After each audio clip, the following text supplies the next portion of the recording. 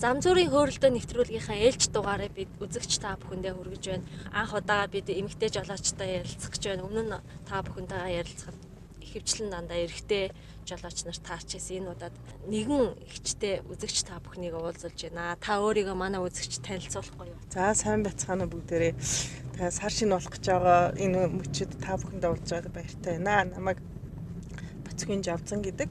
За би сэтгэл зүйч мэрэгчлээ.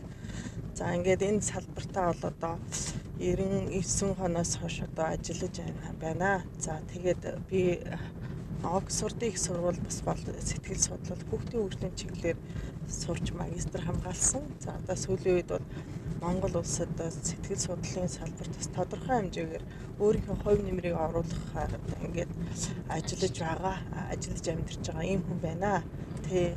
За тэгээд өнөөдрийн энэхүү юм нэвтрүүлэгт санаа нь явж байгаад орох боллоо. За тэгээд давчхандаа бол ийм байна. Манай баг хичнээн хүний бүрэлдэхүүнтэй.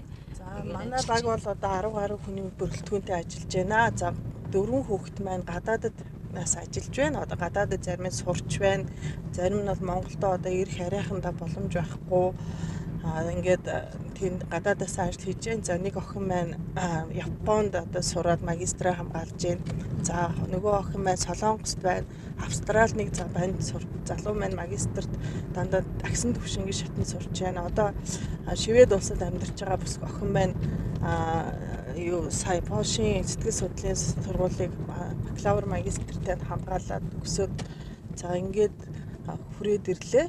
Одоо тэр чинь Шведэд амьдарч байна. Шведээс ажиллаа хийж байна. За Улаанбаатарын одоо энэ офис дээр мэн 4 хүн байнгын өдөржин одоо сууж байна. За тэгээд 2 давхар ажил хийгээд 2 залуу ингээд амьдарч байна. Манайд бас Монголын сэтгэл судлалын бас салбарт тодорхой хувь нэмрээ оруулсан профессорууд бас зөвлөхөөр ажиллаж байгаа. Үүний нэг нь бол Цэрэн Дондоо гэдэг Монгол Улсын их сургуулийн профессор Цэрэн Дондоо багш манайд зөвлөхөөр ингээд ажилладаг. Ингээд яг үндэ бол нэг 10-аад хүн ажиллаж байна. Тэгээ цаашдаа бол бид нар улам өргөжүүлнэ. Одоогийн байдлаар Америкийн нэгдсэн улсын сэтгэл судлаач Джон Бек гэдэг хүнтэй бид нар хамтраад цаашдаа судалгаа төсөл дээр хамтран ажиллах гад ингээд Монголын тим буюу Монголын баг гэдэг баг үүсгэж гисэн ажиллаа эхлэх гээд явж байгаа. Хавраас бид нар бас сургалт Монголын сэтгэл зүйчтэй яг мэрэгжлийнхэнтэй зориулсан сургалтуудыг явуулнаа. Манайх нэг хэсэг бол бид нар хөгжлийн одоо ихэнх үе байла. Зөвхөн өөрсдийгөө их материалын нөхцөл байдал руу их тэмцдэг байлаа. Материалын нөхцөл байдлыг сонирхдаг байлаа. Юмыг одоо дэлхийн стандарт хаана байгааг бас ойлгохгүй явдаг байлаа. Одоо бол юм болгон бас үндэслэлтэй шинжлэх ухаантай баталгаатай судалгаатай их төстэй гэдэг тодорхой хэмжээгээр ингэж ойлгодог одоо цаг үе маань одоо ирж байгаа болов гэж би харж байгаа. Хараад одоо ер нь бол нэг үеиг бодвол сэтгэл судлаас тодорхой хэмжээнд хөгжиж байна. Хүмүүс бас сэтгэл судлаачд ханддаг болсон байна. Манай нийгэм маань ямар байгаа вэ те? Ажилдаа орлоготой хүн орлого нь амьдралд нь хэр хүрэлцдэг вүлээ. Тэгэл амьдрал тохиолдох саад бэрхшээл гэл янз бүрийн асуудлууд ургаж гардаг шүү дээ. Энтэй холбогдоод зарим нь бол үнэхээр сэтгэл санаагаар унах гэл янзын хүний амьдралд янз юм тохиолддог. Тэр хэрээрээ сэтгэл зүйчд бас ханддаг болчих. Тань энэ анзаарэгдэж байна уу? Ер нь ямар шатандаа одоо ер нь бол хөгжих шатандаа те хүмүүс бас судалдаг болчих гэж та хэллээ шүү дээ. Таны хувьд ер нь яаж харагдаж байна? Ерөнхийдөө бол бас ингээ анхаарал хандуулаа сэтгэл зүйн юм тестүүд өгдөг юм байна. Оншилдог юм байна гэд бас сонирхлоо илэрхийлээд байгаа хүмүүс бол байна л да. За тэгээд манай хүний нөөцийн хүртэл одоо ийм одоо хүний нөөцийн сонгон шалгаруулалтанд ашигладаг ийм тестүүд байдаг юм байна. Өөрөөсөө очиод хэрэглэж үзсэн чинь нөгөө тест сэтгэл зүйн тестийг бол тэр одоо адаптацуулах тэр цаатлын код одоо тайлбарх хийх оноонуудыг тэгж хамаагүй мэрэгжлийн бас хүнд өгдөггүй байхгүй юу? Мэрэгжлийн хүмүүс заавалчгүй өгдөг. Тийм учраас нөгөө энэ тест гэдэг юм чинь шууд зах зээл дээр гарч болохгүй байгаа. Онцлог нь ийм байдгийм байна гэдгийг ойлгоцсон хүмүүс маш их байдаг болчихжээ. Өөрөөсөө бас судалжээ. Тэгээд англи дээр л байх юм гээд ороод ирж байгаа явдлууд байна. За хүмүүс бол тодорхой хэмжээгээр за сэтгэл зүйчэд хандъя гэдэг хандлага бол байдаг боловч бас сайн сэтгэл зүйч маань олохгүй байна гэдэг яриа бас явагдаад байгаа. Тэгэхээр юу вэ гэхээр манай боловсролын салбар маань явандаа бас төгсөж байгаа мэрэгчлэлтэнгээ чанартай бэлдэх талтай бас анхаарах бол зайлшгүй шаардлага гарч ил байна л да. Тий. Таны хувьд Оксфордын их сургуулийг төгсөөд ирсэн 7 хүний нэг нь гэж би өмнө нь бас ярилцлагын дөрөв таны тухай уншиж байсан байна. Тэгэхээр боловсролын системийн тухай та харьцуулаад ингээд ер нь юу гэж дүгнэх вэ? Манай ихтэй сургуулиуд те ер нь боловсролын систем нь ямар төвшөнд явж байна? Гадны энэ алдартай их сургуулиудын боловсролын тогтолцоо систем нь ер нь яг ямар чиглэл рүү хазаасан, илүү аль чиглэлээ илүү хөгжүүлсэн байна? Ер нь таны ажигласнаар. Тэгэхээр одоо ингээд харахад болоод бүтцийн хувьд адилхан. За манайх одоо К12 гэж байгаа. Ерөнхий боловсрол 12 жилтэй болоо К12-ын стандарт руу шилжлээ. Дээд боловсрол маань шатлал нь одоо бакалавр, магистр, доктор гэл бүхэл шатлалаар явлаа.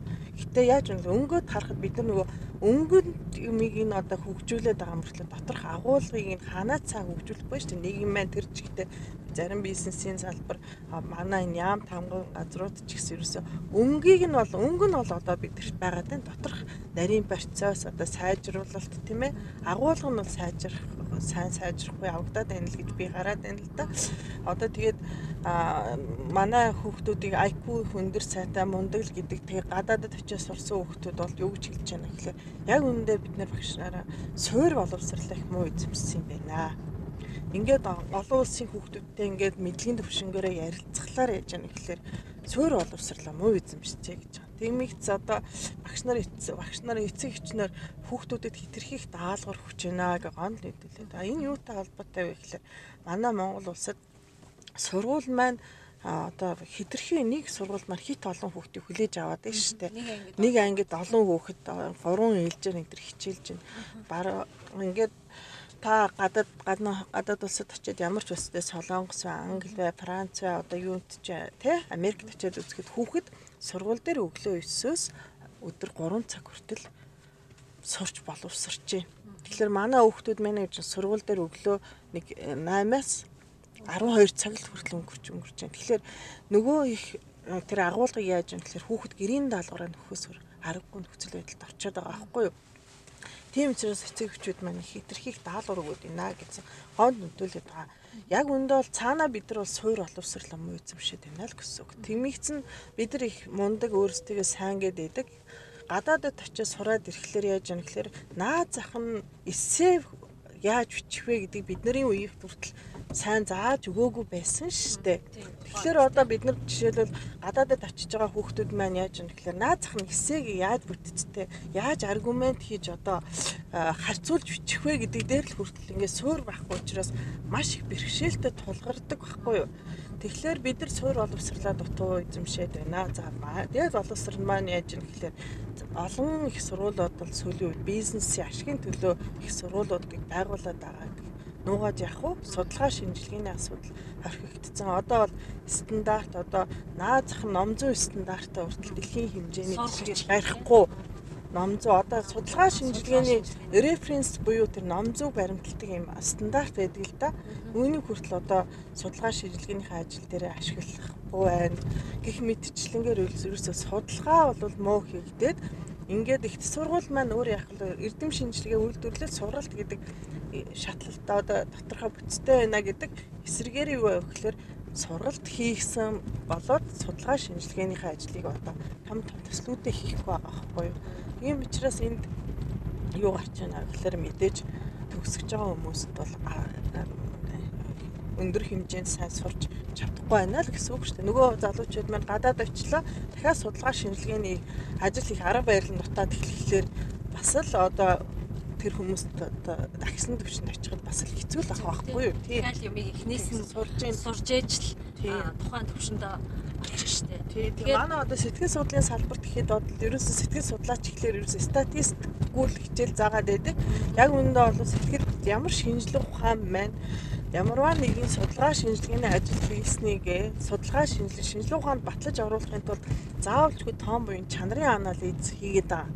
Тэгэхээр одоо манайхан жишээлбэл чанарын анализ гэхлээр ерөөсөө л хэдэн ном архивыг хооронд харьцуулаад судална гэдэг. Цаана статистик анализ хийхгүй гэж ойлгоод баг шиг чанарын анализ дээр хүртэл наазах нь статистик анализ хийгддэг байхгүй юу?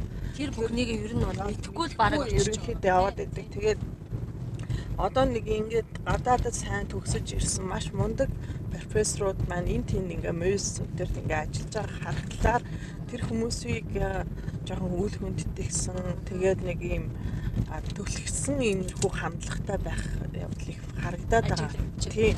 Яг үүндээ бол гаднаас өндөр үнэтэй профессорууд төгсөж авчирч одоо хичээл заалгаж байгаа оронд бас манад бас төгсөөд ирсэн мундаг эрдэмтэй хүмүүс байгаа шүү дээ. Энэ хүмүүсээсээ бас тодорхой хэмжээр сургалт авахгүй байх жишээтэй иймэрхүү хандлагууд бол бодиттой байгаа л да. Одоо энэ удаад нэр усыг нь дуртаад хоёлоо одоо яах вэ? Тийм ээ? Иймэрхүү хандлагууд байгаад одоо ингээд хөрхий нөгөө яста бүхнийг эхнээс нь дахиад эхлээд сураал тухайн сургуулаа амжилттай төгсөөд ирсэн нөгөө залуучууд маань эх орондоо ирээд ажлыг эхлэхээр ажлын байр айгүй хүнд. Дээрээс нь төрийн байгууллагуудын бас нэг ажлын байр сонгон шалгаруулч гэдэг энэ бүхэн нээлттэй бас биш те. Тэгээ ажилд ороход ер нь нэлээд хүнд байна л да. Та энийг юу гэж харж байна? За тэгээд намайг хүртэл одоо сурж байхад төрийн байгууллагад ажиллаж исэн найз маань тэгжсэн юм.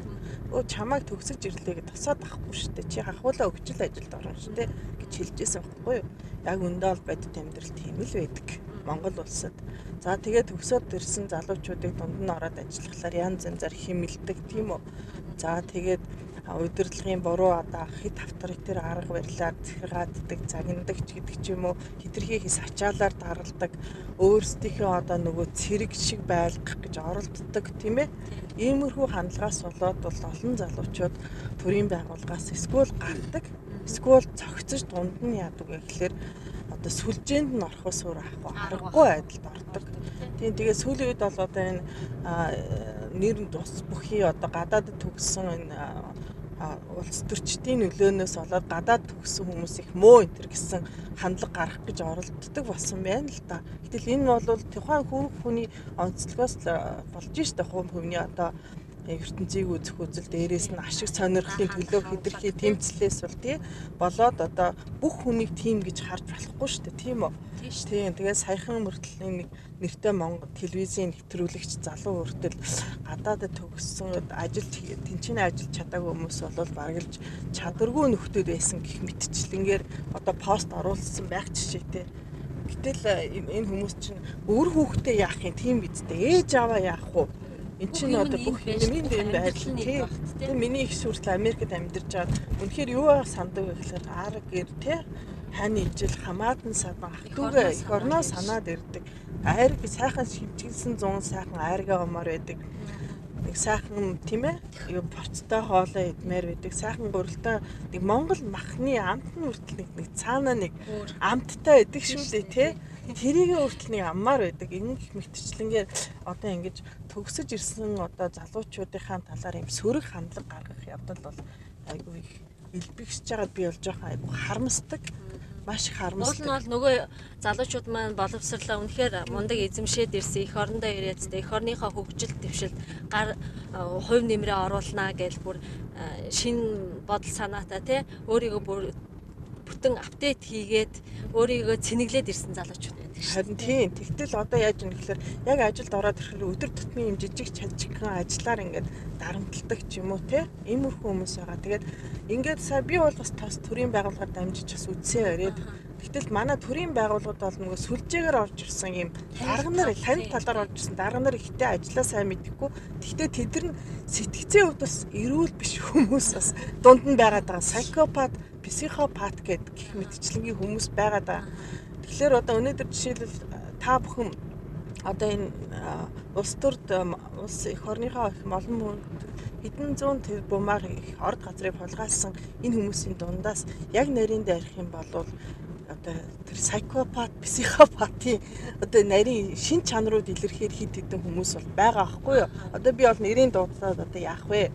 Бас өөрөө өөртөө асуудал үүсгэж магадгүй. Одоо ч ер нөгөө шудраг юм ярихаар буруутчаад байдаг. Дайсанд ихтэй болчих магадлал их өндөртэй байдаг шүү дээ тий. Ер нь ийм муухай нийгэм рүү манай Монгол улс орчоод байна. Энэ нийгмээс одоо гарахгүй бол ер нь нөгөө шудраг Тэ мэдлэг боловсралтай хүмүүс бол за яах юм бэ? Ийм хүмүүстэй би ер нь ингэж ажиллаад ч яах юм гэсэн бүр нөгөө хүмүүсийг тэртээ тэрнгүү энэ ямар хүмүүс вэ гэдгийг мэддэг болчихсон тийм. Яг үнэ тийм үе нэгэнд одоо хүрээд ирсэн. Гэхдээ хамгийн аюултай нь юу вэ гэхээр за жишээлбэл бид нар бол сэтгцийнхээ эрүүл мэндийг аврах гад тийм одоо психопат, психопат болсон ийм дарга нартай ажиллахгүй бид нар одоо ажлаасаа гараад өөр их ёстойхоо хийж чадах газрыг хувь нэмрээ оруулаа явж гин л та. Гэтэл яасан бэ гэхээр олон залуучууд тэр хүмүүсийн нөлөөнд автаад одоо сэтгцээрээ тоглуулад тэр төрийн байгууллагт одоо тэр сүлжээнд нь ороод ингээд заримдаа ажиллаж байгаад би харамсдаг. Тэр залуучууд угаасаа тэр хүмүүсийн буруу арга барилаар нь цаашаад явах уу? Ажиллах байхгүй. Тийм учраас би бол юу гэж хэлэх гээд байна гэхээр одоо энэ сая манай энэ Монголд бас тодорхой хэмжээгээр нэг эрс шинжлэлийн нэг сайхан уур амьсгал орж ирлээ шүү дээ. Оюун эрдэнэ тэргүүтэй амар сайхан тэргүүтэй манай бас ерөнхий сайд ингээд хамтраад ингээд цаагаараа бас өөрчлөлий шинжлэе бид нар юм болохгүй байгаа юм байна тийм ээ. Энийг өөрчлөлий шинжлэе гэсэн юм хандлага гаргаж ингэж явж нийгэмд ингээгээ оруулж аваад их зүйл их бид маш баяртай байгаа. Тийм учраас цаашдаа гэгээж орох байх гэж найдаж байна. Гэхдээ энэ байдал ингэж удаанаар мэдээж үргэлжлэхгүй. Манай доотлын залуучууд маань маш сайн боловсрал эзэмшихийн төлөө тэмцдэг болж байна. Хувийн одоо 10 жилийн сургуулиуд маань ч гэсэн хүүхдүүдэд маш сайн бэлддэг болж байна. Хувийн сургуулиуд явсан хүүхдүүд маань яг нэг стандартаараа өглөөсөөс 3 хүртэл яг хичээлээ хийдэг болж байна тийм ээ стандартаар. За энэ чадaltaй залуучууд ч гарч ирээд нэг энэ хүүхдүүд ч одоо 15 та хүүхд чи 10 жилийн дараа гэхэд хөдөлмөрийн зах зээл дээр гараад ирнэ үстэй. За энэ залуучууд маань за энэ болохгүй нөхцөл байдлаа дасан зохицох уу, тэмцэх үү гэдгийг шийдэн штэ. Тэгэхээр мэдээж тэмцчихэл таараа. Тэгэхээр юу энд эрс өөртөө тэгдэх учраас манай энэ одоо Ахмад үе ч юм уу одоо энэ 30 настай миллениум л гэдэг залуучуудын маань үе ч гэсэн хэдхэн жилийн дараа өөрчлөгдөв. Ахмад үе рүү шилжнэ. Гэтэл та өөрийгөө өөрчлөхгүй бол таныг тэртээ тэргүй чадвартай доотлын үе чинь түлхэл гараад ирэх учраас та бас өөрсдийгөө өөрчлөх хэрэгтэй л бийж хэлээд би бол тэгжэл тэр үзгээс хардаг.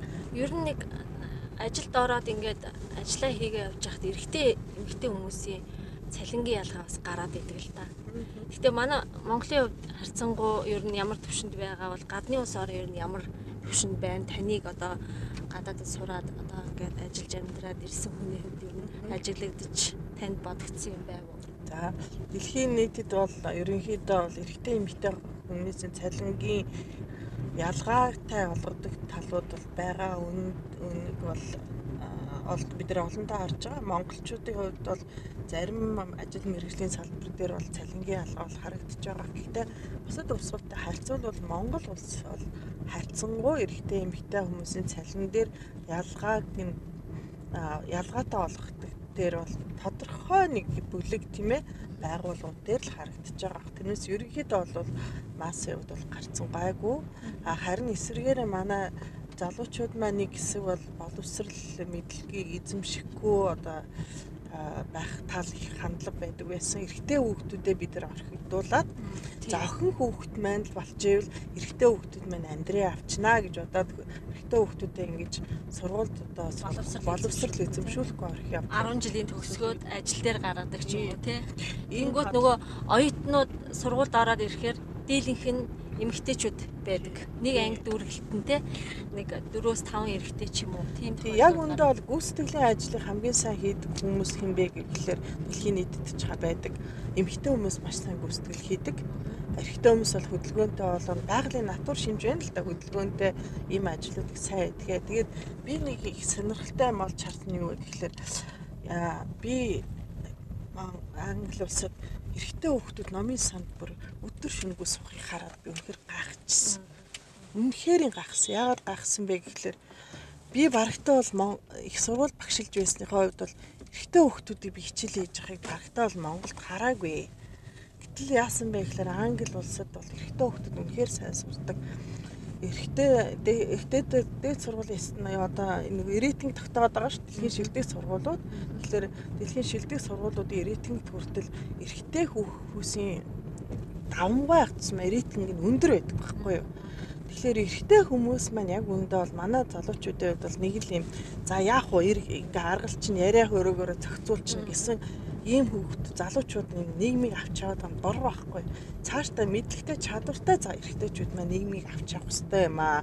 Тэгэхээр суур мэдээ султаа тэгэл нэг юмыг аргалчин болцсон зохицуулчихна гэсэн ийм цүнхний одоо бизнес барьсан эсвэл хин нэгний цүнхийг барьж гүйсэн эрэгтэйчүүд маань улс төр нийгэмд ингээд байр суурь эзлэх бол ерөнхийдөө цаавар болж яаж яах гэхээр улсын бодлого тийм ээ зохицуул шийдвэрүүдэд сөрөг нөлөө үзүүлэх юм аа. Тийм учраас бид нар эрэгтэй хүмүүсийнхээ боловсролд жоохон анхаарья гэж би хэлэх гээд байгаа. Одоо эрэгтэй хүмүүсийнхээ боловсролд анхаарья, эрэгтэй хүмүүсийнхээ одоо хөгжилд нь анхаарья, эрэгтэй хүмүүсийнхээ асуудалд анхаарья. Тэгээ нэг сонирхолтой юм нь юу гэхээр бид нар IQ-гийн тест дээр судалгаа хийгээ явсан чинь нөгөө дэлхийн нийтэд learning disability буюу суралцсан бэрхшээл гэж яригддаг шинж тэмдгүүдийг илрээд эхэлсэн. Яасан бэ гэхээр туршлагын уншиж чаддаггүй дислекси гэж ойлголт байдаг суралцсан бэрхшээлтэй. Дистаграфи бол бичгүүн бэрхшээлтэй хүмүүс байдаг. Гэтэл бодит амьдрал дээр ийм хүүхдүүд яг ингээд сургуульдаа судлаа явахлаар гарч ирсэн. Тэгээд бид нар бол одоо суралцсан бэрхшээлийн асуудлыг Монгол улсад одоо ингэж хүмүүст ойлгуулъя гэж ярьж байгаа. Гэхдээ дэлхийн нийтийн судалгаа байгаа. 3 харьцах нь 1 байгаа. 3 эрэгтэй хүүхэд 1 эмэгтэй хүүхэд гэж байгаа. Суралцсан бэрхшээл бол эрэгтэй хүүхдүүдэд их давмгай байдаг байхгүй юу? Дислексия, дистаграфи гэдэг эрэгтэй хүүхдүүдийн дунд нөгөө бичгийн хөхийн муутай хүүхдүүд их байдаг штэ. Энэ юутай холбоотой гэвэл өөрсдийнх нь тэр дистаграфиягтаас холбоотой байгаа. Тэгээд бидний судалгаан дээр яаж яах гэхээр өнөөдөр бичиг үсэг сайн таалагдаагүй, бичиж чадахгүй эрэгтэй хүүхдүүд яваад байгаа. Тэг яасан бэ гэхээр яг суур үндэс нь болохоор суралцсан бэрхшээлтэй байгаа. Тэгэхээр одоо энэ суралцсан бэрхшээлийн асуудлыг бид нэр одоо Монгол улсын иргэдэд бас ойлгуулъя. Энэ чинь тодорхой хэмжээр хүмүүст бол суралцсан бэрхшээл гэдэг ойлголт байдаг юм байна. За тэгээд ADHD гэдэг ойлголт байдаг юм байна. Одоо та бүхэн мэдж байгаа Том Круз байна, Keira Knightley гэдэг нөгөө Карибын далайн дээрвчин дээр тоглосон жүжигчин байна. Орландо Блум гэдэг нөгөө Lord of the Rings гэж байгаа шүү дээ. Нөгөө нэг эльф тоглосон залуу байна. Эдгээр бүх хүмүүс чинь бүгдээрээ дислекситэй байхгүй юу? Унших чадахгүй шүү дээ. Уншихын чадвар алдагдaltaй юм төрөлхийн онцлогтой юм хүмүүс. Гэтэ гайхалтай яадаг гэхээр ой тогтолт сайтай. Гайхалтай одоо ийм жүжигчд хүний сэтгэлийн хөдөлгөөнийг нүур царайгаар илэрхийлж чаддаг тий мундаг жүжигчд байгаа аахгүй. Тэгэхээр ямарваа нэгэн үнд суралцсан бэрхшээл яг байж болно. Байж болно. Үүнийг бас бид нэр ойлгодог байх хэрэгтэй байна. Энэ асуудлыг бид нар тавина. Тийм учраас энэ дээр бид нараас анхаарч одоо манай энэ сэтгэл зүймжилсэн үндэсний хүрээлэн маань анхаарч ажиллаж байгаа. Цаашдаа энэ суралцсан бэрхшээлийн холбоонд бас асуудалтай хүүхдүүдийн эцэг эхчүүдийг одоо элсхийг уриалж байгаа. Энэ хүүхдүүд манад элснээрээ та бас яаж энэ хүүхдүүдтэйгээ ажиллах уу? Тэр хүүхдүүдэд онцлуулах арга зүй бас биднээс ингэж авч авах боломжтой байгаа байхгүй юу? Тий. Иймэрхүү ажлыг бид нар хийж байгаа. Бас хүмүүсийн сонсож байгаагүй бас ажлуудыг танах эхлүүлж байгаа юм байна. Бас энийг сонсоод зарим хүмүүс бодож иж магадгүй би ер нь хүүхдээ яг ямар сэтгэл санаа нь ямар төвшөнд байгаа, боловсрол нь ямар төвшөнд байгаа тэрийг мэдмээр байна гэвэл танаа төвд хандаж болох нь шүү дээ. Тэг нь манад бол ерөөсөн хандаж болно. Манайх 707188 гэсэн дугаартай та бүхэн шууд хандаж болно. Эсвэл суралцсан бэрхшээлийн холбоог л фэйсбүүкээс хахад та олоод ирэх нь тийм сэтгэл судлал цэгмэн гээл та латинаар бичгээд гараад ирэх нь биш үү? Тийм. Одоо бид нар бол Монгол хүмүүсийн IQ гэж яриад байдаг болсон. IQ-гийн нормыг гаргах явж байна. Тэгэхээр IQ дээр бол хүүхдийн тестүүдийг бид нар хийсэн, насан туршидтуудын тестийг гаргах хийчихсэн. Ингээ IQ-гийн бас дахиад нэг шинэ одоо судалгааг ингээд харьцуулт хийх гээд явж байна. Тэгээд их сонирхолтой юм яасан бэ гэхээр IQ гэж яриад байгаа. Тэгээ IQ-гийн тестээр бид нар судлаад ингээд үзсэн чинь Монгол хүмүүсийн норм бусад улсын ихний нормоос жоохон доогуур гарсан. Тэгэхээр энд хүмүүс гайхаад ах хэрэггүй. Яагаад гэвэл нөгөө тест гэдэг чинь нарийн учиртай байгаа байхгүй. тэр бусад улсын нормоос яагаад доогуур гарч байгаа гэхээр бусад одоо Англи, Америкийн жиг сэтгэлийн хөдөлгөөн сайтай хүмүүс шүү дээ. Тэгэхээр тэр хүмүүсийнхаа нормоор гаргацсан учраас Монгол хүмүүс чинь сэтгэлийн хөдөлгөөн багтаа учраас тэр нормтой харьцуулбал манайх чинь баг гардаг байхгүй. Аргагүй байхгүй юу? Тийм учраас IQ-гийн норм баг гараад байгаа. Тийм учраас биднэрт яаж бодсон тэр тест дутагшуулна гэдэг чинь тухайн улс үндэснийхээ хүмүүсийг судалж ээж тест гардаг болохоос шууд копидод нөгөө паста хийгээд орчуулсан тест гардгүйгийн тод баталгаа нь энэ байгаа даа.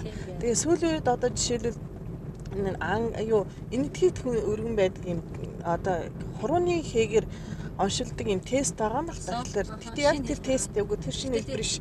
Тэр тестийг худалдаг компани өөрөө ямар сануулгах хүмүүст өгч байгаа гэхээр та хүүхдийнхаа IQ, EQ-г судлуулъя гэвэл заавалчгүй мэрэгжлийн сэтгэл судлаачдаар очиорой гэсэн байгаа байхгүй юу? Бүр өөрөө зарахтаа тэр төхөөрөмжөө зарахтаа тэгж хэлсэн байгаа. Тэгтэл тэр тестээр судлуулсан хүүхэд манай тестэд ороод ирсэн чи яасан бэ гэхээр тухайн тэр хурууны эний тестэд хэл ярианы хөгжил сайтай гэж гарсан чинь манай IQ-гийн тестээр сул гараад ирсэн. Тэгэл нөгөө хүүхэд нь тооны чадвар сайтай байгаа байхгүй юу? Тэгэл манай тест чи яаж юм гэхээр яг нөгөө хүүхдийг бодитоор нь бүр судалдаг. Нэг хүүхдэд нэг цаг зам зарцуулдаг. Тест гэдэг юм чинь зүгээр нэг хүнийг нэг хэдхэн асуултанд хариулдаг биш тодорхой хугацаагаар шаарддаг байхгүй юу? За хамгийн бага асуулттай нь 50 байдаг. 50 болон 45 болон түүнээс дээш асуулттай байдаг. Ийм нарийн үйл ажиллагаа байдаг байна л да. Тэгэхээр ер нь сэтгэл судлал гэхээр ер нь нэлээд нарийн л ах. Би ер нь яг өмнө нэг санаандгүй байдлаар нэг өдөрлөг дээр очисон чинь биднээс тест бөглүүлээд гарахад загтлаар өгч ирсэн байхгүй. Таны түрүүн бөгөөсөн тестний хариулт энэ дээр байгаа шүү та уншаарай гэх. Тэнгүүт нөгөө меланхолик тий сангвиник гэд яг нэг тодорхойсон төвшнгүүд байдаг штэ. Яг тийм тест гаргаад өгж байгаа байхгүй. Тэр ер нь хэр зүг бэ? Тэгэхээр одоо яг эндээ бол темпераментийн 4 онцлогийг ярьдаг. Энэ бол сонгодог онцлог. Аливаа аминд одоо Аристотель, Гегель гээд одоо Грекийн сонгодог философичд бол ерөнхийдөө ухамсар чухлуу тий материалын зүйл, оюун санаа чухлуу гээд өөрсдөө философи төвшүүл тавьж байхдаа меланхолик, холерик, сангвиник гээд энэ темпераментийн 4 хэлбэрийг тодорхойлж гаргажээ. Энэ бол 2000 жилийн түүхтэй тодорхойлт байхгүй. Одоо яаж вэ гэхээр энэ юу маань өөрчлөгдөөд 16 бие хүний шинжийг тодорхойлдог бие хүний төрх байдлын тест гарцаа. Тэгэхээр энэ тестийг бид нар Монгол улсад стандартлаад хэрэглээнд оруулсан байгаамаа. Тэгэхээр нарийн тестээр одоо өөрийгөө ямар хэв шинжтэй, ямар төрөлхийн зан үйлтэй, онцлогтой хүн бэ, ямар ажил мэргэжил тохирох вэ гэх юм бол манай энэ хүрээлэнгийн маань энэ тестийг онлайнаар бүглээл та хариугаа авах яг боломжтой. Тэгэхээр мэдээж нэг зүйлийг анхааруулаа хэлэхэд судалгаа хийн гэдэг бол судлаачаас маш их цаг гардаг, судалгааны ажил гардаг. Тийм болохоор нөгөө манай монголчууд бүх юмыг нэг үнгүй авах гэсэн хандлагатай байдаг л да. Тэр хандлагандаа жоохон өөрчлөлт оруулаасаа бас судалж байгаа хүмүүсээ бас жоохон хүнддэг байгаа ч л гэж би хүсэж байгаа тийм ажлын хүнддэг байгаа ч гэж би хүсэж байгаа. Жавцэгч жолоо яриа та хэр удаж чинь хэдэн оны жолоо? За яг үндэ бол 2002 оноос хойш барьсан. Гэхдээ би машин нэг барих дурггүй. Яагаад машин барих дурггүй гэхээр хотын төвдрөл би машин барих дурггүй. За хагас сайн бүтэн сайдар хөдөө салхинд гарах хөдөө унтгал хамгийн сайхан байдаг. Төвдрөл дотор яагаад гэхээр би маш их завгүй их юм боддог учраас надад ингээд төвдрөл дотор ингээд бачимдад сууж яхаар буугаад алхацсан баруун шулуухан байдаг. Машин бариа явж байхаар төвдрэлт айгүй хэцүү байдаг. Төвхтэй машинаа орхио явж болохгүй. Тий дээрээс нөгөө зогсоолын асуудал. Тий зам дээр одоо хаяа явж болохгүй. Яаж ч болтгүй тийм ээ. За тэгээ хотын төв рүү одоо бол машинтаа орно гэдэг ойлголт байхгүй болсон шүү дээ. Тэгж яхаар машингүй гараа бараа алхацсан нөгөө хурдан болчиход байгаа шүү дээ. Та яарч ийн үү гэсэн чинь найз нь ярьж суучих гэсэн үгүй айгүй. Би алхах чи гэдэгтэй адилхан болчиход байгаа шүү дээ. Яг нөхцөл байдал. Тийм учраас би бол нэг машиныг бол хөдөө гарах ч юм уу салхинд явах, гадагшаа явахад унах сонирхолтой болохоос ажилдаа өдөр тутам явах унахыг би өөрөө сонирхдаггүй хотын төвжирлийг нэмэгдүүлдэг. Тэгээ би бас Англи улсын Оксфорд хотод сурч байсныхаа үед ингээ харахлаа Оксфорд руу та машина бариад орох юм бол маш өндөр үнэтэй. төлбөрүүдтэй, зогсоолуудтай байдаг байхгүй юу? Тэгээд ийм нөхцөлтэй байдаг учраас та бүхэн бас заавалжгүй хотын төвөгжрлийг нэмээд машин унаж нэг өдөр болгон ажилдаа явах биш битгий байгаасай. Гадаад улс орнууд чинь нөгөө нийтийн тээвэрт зорчих тэр боломжийг аягүй сайхан бүрдүүлээд өгсөн байдаг. Ерөнхийдөө бол яаж Оксфорд хотыг харж байхад яаж юм гэхээр 408 зохистой юм том машины хотоос гаднах зогсоолуудтай тэр бүр тосгоноос ирдэг хүмүүс тэр зогсоолд машинаа тавьчихад тусгаад тэр зогсоолд хүртэл явдаг автобусаар хотын төв рүү орж ирчдэг. Тэр зогсоолын хажууд том супермаркетууд байдаг. Тэнцэнэ буугаад хүнсний бүтээгдэхүүнээ худалдаж аваад машинаа унаад орой гэрлүүгээ харьдаг. Ийм л маягтай хотын төв рүү тэр зогсоолыг машиныг оруулахгүй байх бодлого баримталцсан юм байна лээ. Бас эмэгтэй хүмүүсийг жолоо барихтай эрэгтэй жолооч нар ер нь бол чадрын муу.